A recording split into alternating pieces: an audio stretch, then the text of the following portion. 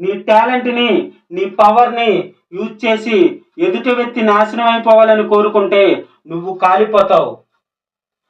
శివుడి గురించి ఘోరమైన తపస్సు చేసి భస్మాసురుడి ఒక వరం పొందుతాడు. నేను ఎవరి శిరస్సు మీద అయితే చెయ్యి పెడితే వాళ్ళు భస్మ అయిపోవాలని.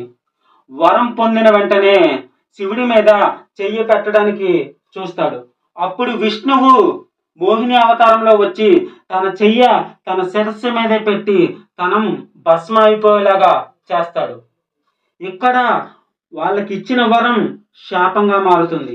నా వ్యూవర్స్ అందరికీ కూడా చెప్తున్నా అండి, ప్రతి ఒక్క ఉన్నతిని, ప్రతి ఒక్కల సంతోషాన్ని మీరు కోరుకుంటే మీ ఎప్పుడు కూడా పాజిటివ్ లెవెల్గా ఆలోచిస్తారని ఈ వీడియో ద్వారా.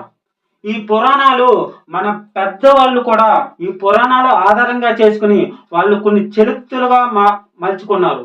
ఆ చరిత్రలో ఒకటి, ఎవరు తీసుకున్న గోతులో వాళ్ళే పడతారు. ఈ వీడియో ద్వారా సబ్స్క్రైబ్ చేయండి, కామెంట్ చేయండి అండ్ మోర్ ఓవర్ లైక్ చేయండి.